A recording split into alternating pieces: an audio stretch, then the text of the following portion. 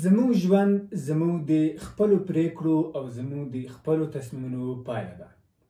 که چیرې موږ له خپل ژوند څخه راضي وو او یا هم له خپل ځان څخه راضي وو، نو دا د دې معنا ورکوي چې موږ پخوا ښې پریکړې کړې دي او موږ ښه تصمیمونه نیولي دي. که چیرې موږ وغواړو په راتلونکي کې ښه ژوند ولرو او په راتلونکي کې ښه موقعیت ولرو، نو موږ باید نن ورځ ښه تصمیمونه ونیسو، نن ورځ باید ښې پریکړې وکړو.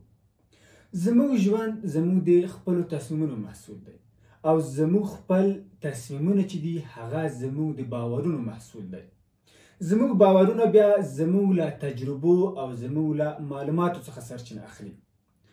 یعنې هغه معلومات او هغه تجربې چې موږ په خپل ژوند کې ترلاسه کړي دي هغه زموږ باورونه تشکیلوي، د هغې څخه زموږ باورونه جوړ شوي دي. نو موږ کله چې یو تصمیم نیسو، یوه پریکړه کوو، موږ خپلو باورونو ته ګورو چې موږ په دغه برخه کې کوم ډول باور لرو. یعنې هر ډول کړنه چې موږ ترسره کوو د هغې په شا کې یو باور دی، د هغې په شا کې یو باور دی چې هغه باور موږ په خپل ژوند کې ترلاسه کړی دی. نو د دې لپاره چې موږ ښه تصمیمونه ونیسو، موږ باید خپل باورونه ښه جوړ کړو. او دا چې موږ خپل باورونه ښه جوړ کړو، موږ باید خپلو داخلي معلوماتو ته، یعنې هغه معلومات چې زموږ ذهن ته داخلیږي هغې ته ډېره پاملرنه وکړو. زه نقیب الله حبیبي یم. ویډیو تر پایه سره وګورئ او همدارنګه زما د یوټیوب چینل هم سبسکرایب کړئ. هر انسان په اوسط ډول او همدارنګه په منځنۍ توګه هره ورځ 15,000 تصمیمونه نیسي. کله چې تاسو سهار له خوبه راپاڅېږئ، تاسو تصمیم نیسئ چې آیا باید لمونځ وکړئ او که لمونځ ونه کړئ. تاسو اول دا پریکړه کوئ، اول دا تصمیم نیسئ چې کله مو چې موبایل زنګ وکړي دغه موبایل زنګ بیرته ګول کړئ او سمړئ او که نه راولټېږئ او خپل ژوند پیل کړئ. دا یو تصمیم شو. هر تصمیم چې تاسو نیسئ هغه یوه جدا نتیجه لري، هغه یوه جدا پایله لري. مثلا که چیرې تاسو بیرته سمړئ، دې نتیجه څه شوه تاسو ته خپله معلومیږي. یعنې د تاسو کارونه شاته پاتې کېږي، تاسو خپل هدف ته، خپلې موخې ته په ژوند کې نشئ رسېدلی. او که چیرې تاسو په هماغه وخت ولټېږئ، خپل تقسیم اوقات برابر کړئ، یو بل تصمیم ونیسئ، د خپلې ورځې مهم کارونه لیست کړئ او خپل کار پیل کړئ. هغه کار چې تاسو لومړیتوب دی، هغه کار چې تاسو اولویت دی، هغه کار چې تاسو ته ډېر اړین دی هغه ترسره کړئ. دا یو تصمیم دی. یعنې هر تصمیم چې تاسو نیسئ هغه یوه جدا پایله نیسي، هغه یوه جدا پایله رامنځته کوي تاسو په ژوند کې. انسان هر څومره چې ډېر تصمیمونه نیسي هره ورځ، په هماغه اندازه د دوی ډېره انرژي ضایع کېږي. په همدې خاطر بریالي کسان، یعنې هغه کسان چې په ژوند کې ډېر لاسته راوړنې لري، هغوی هره ورځ ډېر کم تصمیمونه نیسي خو مؤثر تصمیمونه نیسي، یعنې کمزوري تصمیمونه نه نیسي. د بېلګې په توګه د نړۍ دوهم شتمن د امازون کمپنۍ مؤسس او بنسټګر جیف بیزوس وایي چې زه هره ورځ 3 مهم کارونه ترسره کوم. یعنې 3 مهمې پریکړې هره ورځ ترسره کوم.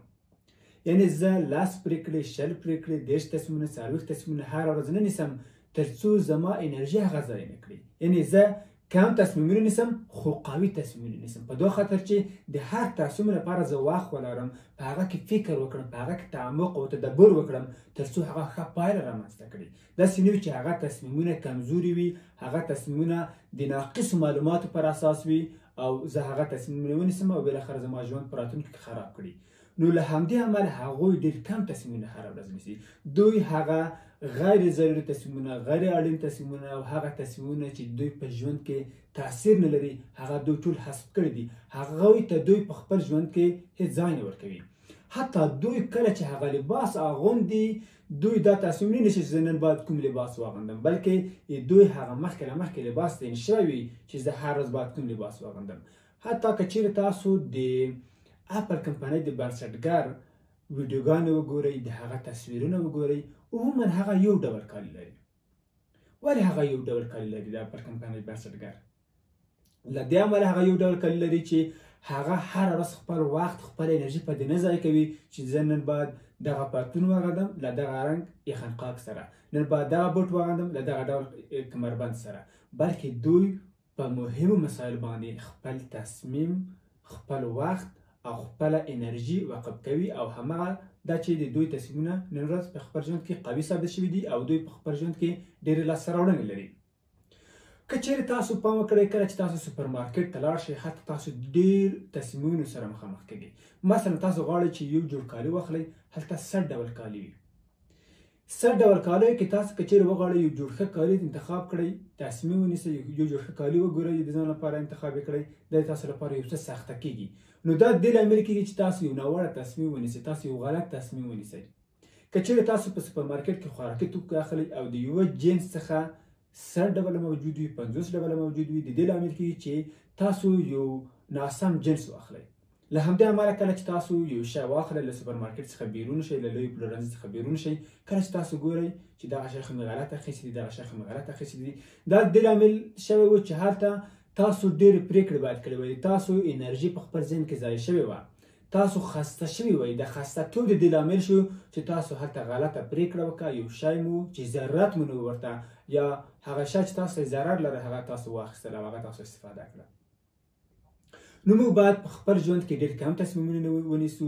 هغه مهم تصمیمونه چې زموږ په خپل ژوند کې ډېر تاثیر لري هغه جدا کړو. هره ورځ مثلا موږ نن غواړو چې 10 کارونه ترسره کړو، اول دغه 10 کارونه تاسو ولیکئ، بیا دغه 10 کارونه چې تاسو ولیکئ دغه خلاصه کړئ، د دې څخه 10 کارونه جوړ کړئ، د دې څخه 15 کارونه جوړ کړئ.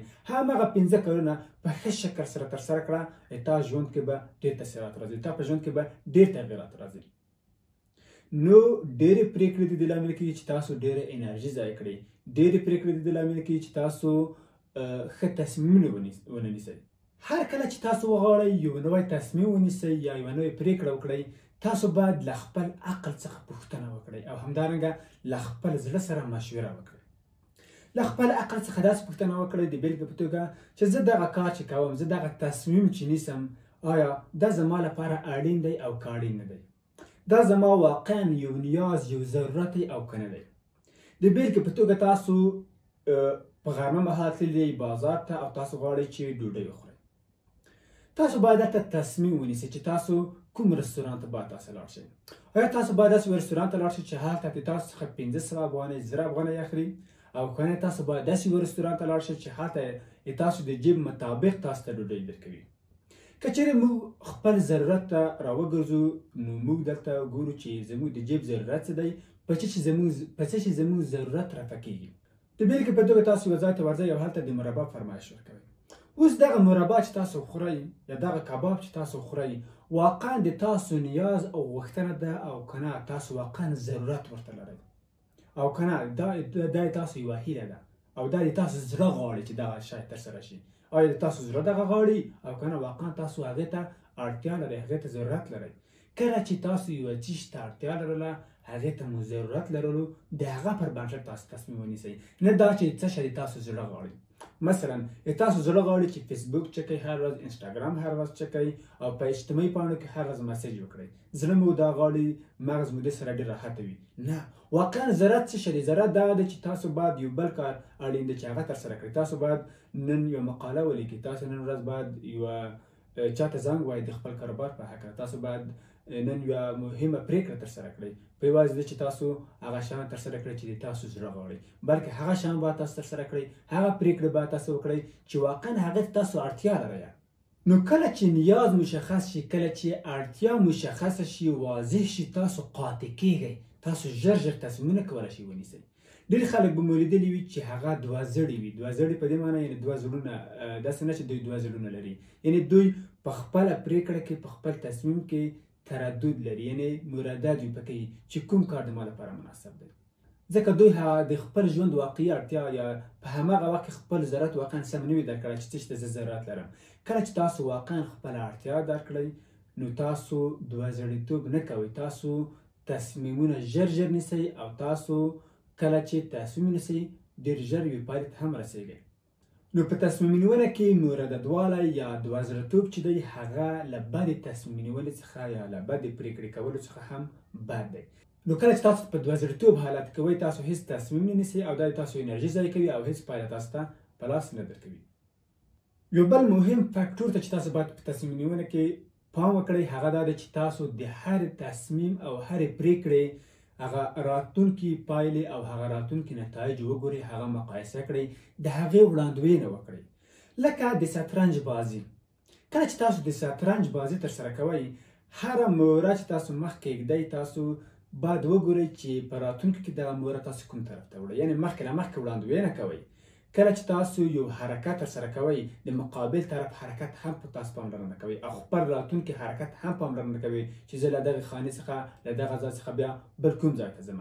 نو تاسو هم په تصمیم نیونه کې وګورئ کله چې زه دغه کار ترسره کوم، کله چې زه دغه تصمیم نیسم دې پایلې به په ممکن شکل سره څه ډول وي، او کله چې دغه پایله ورکړي زما کار بیا به څه کېږي، او که چېرته دغه پایله ورنه کړي بیا به څه کېږي. یعنې تاسو هغه د خپل تصمیم عواقب چې کوم دي هغه وړاندوینه د هغوی وکړئ او ښه فکر په هغه کې وکړئ او ښه تدبر او تعمق په هغه کې وکړئ تر څو تاسو یو ښه تصمیم ونیسئ. بل مهم فکټور چې په تصمیم نیونه کې ډېر اړین دی هغه پخواني تصمیمونه دي. پخوا چې تاسو کوم تصمیمونه نیولي دي هغه د تاسو تر ټولو غوره استاد دی. پخواني نتایج یا هغه نتایج چې تا تر اوسه پورې په خپل ژوند کې ترلاسه کړي دي هغه د تا د ژوند لپاره تر ټولو غوره استاد دی. هغه چې تا ته کوم درس درکوي بل درس به هیڅوک تاسو په هغه شکل سره در نه کړي. ته د وګوره چې ما پخوا چې کومې پرېکړې کړې وې، ما چې پخوا کوم تصمیمونه نیولي وو، نتیجه څه شی وه، زه څه شی د هغه څخه لرم، ما څه شی د هغه څخه ترلاسه کړي دي.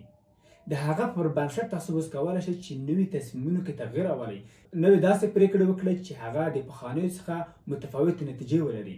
په یاد ولره هغه تصمیمونه چې تا نیولي وو هغه ځای ته رسولی چې هغلته اوس ته یې، او که چیرې وغواړئ پورته لاړ شئ نوي نتایج د ځان لپاره راښکاره کړئ نو ته باید متفاوتې پرېکړې وکړئ، متفاوتې نتیجې ترلاسه کړئ. کله چې تاسو یو تصمیم ونیولو نو د هغې څخه وروسته بیا تاسو فقط عمل وکړئ، ځکه د تصمیم نیولو په مرحله کې تاسو فکر وکړلو، راتلونکي عواقب مو وسنجول، د ضرورت په اساس مو تصمیم ونیولو، وروسته له هغې څخه د عمل کولو وخت دی. هر څومره ښه تصمیمونه، هر څومره ښې پرېکړې چې تاسو په خپل ژوند کې وکړئ او که چیرې په هغه باندې عمل ونه کړئ هیڅ پایله نه لري. هیڅ پایله هغه نه لري کله چې ته په هغه باندې عمل ونه کړې. نو تاسو باید عمل کولو ته تر ټولو نه ډېر لومړیتوب ورکړئ. اول ښه فکر وکړئ، کله مو چې فکر وکړو برنامه مو جوړه کړه، وروسته له هغې څخه بیا تصمیم نیونه کې دوزلیتوب پرېږدئ او فقط عمل کوئ. هغه څه شی مو چې تصمیم مو نیولی دی ورته هغه باید تاسو ترسره کړئ.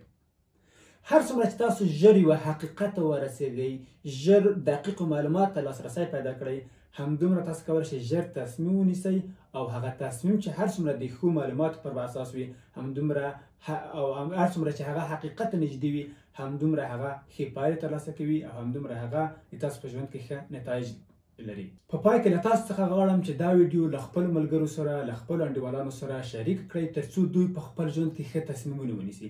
هر څومره چې دوی ښه تصمیمونه ونیسي دوی په خپل ژوند کې بریالي کېږي، او کله چې د تاسو ملګري، د تاسو انډیوالان، د تاسو خپلوان بریالي شي، هغوی په خپل ژوند کې مثبتې پایلې ترلاسه کړي، نو دا د تاسو په خپل ژوند کې په غیر مستقیم ډول سره مثبت تاثیر لري. نو دا کار حتما ترسره کړئ. او په آخر کې تاسو ته غواړم چې د تصمیم نیونې په برخه کې غوره کتابونه معرفي کړم. یو کتاب چې دی هغه د بلې یا نه، هو یا نه، دا کتاب چې دی ښاغلي اسپنسر جانسون لیکلی دی او په دري ژبه هم بازار کې پیدا کېږي، په انګلیسي ژبه هم پیدا کېږي. په انګلیسي کې نوم چې دی یس اور نو دی. په دې کې تاسو ته د ښه تصمیم نیولو هغه قدمونه ښودل شوي دي چې تاسو باید یو تصمیم په کومو معیارونو ته ونیسئ او څرنګه کولی شئ چې په تصمیم نیونه کې غلطي ونه کړئ. همدارنګه تاسو ته یو بل کتاب معرفي کوم چې ښاغلي دانیل کانمن لیکلی دی. دا کتاب د تفکر سری یا فاسټ تینکینګ په باره کې دی. دا کتاب تاسو ته د فکر کولو، ځکه چې موږ کله چې فکر کوو د هغې په اساس موږ یوې مرحلې ته رسو، یو تصمیم نیسو. تاسو ته د فکر کولو هغه مرحلې تشریح کوي او دا چې انسان په کومو شیانو پرېکړې کوي، په کومو شیانو په کومو مرحلو باندې دوی تصمیم نیسي. دا مسایل ټول په همدا کتاب کې تاسو ته معرفي شوي دي او دا هغه کتاب دی چې د نوبل د جایزې ګټونکی هم دی. په همدې شکل سره د سوق الماء په نامه یو کتاب دی چې که چیرې تاسو مطالعه کړئ تاسو په ژوند کې به مثبتې پایلې ولري. په دې هیله چې دا ویډیو مو خوښه شوې وي. که چیرې تاسو غواړئ ته ورته نورې ویډیوګانې وګورئ نو زما یوټیوب چینل ته راشئ، هلته دې ته ورته ډېرې ویډیوګانې تاسو کولی شئ چې هلته پیدا کړئ. تر بلې ویډیو پورې مو په الله جل جلاله سپارم.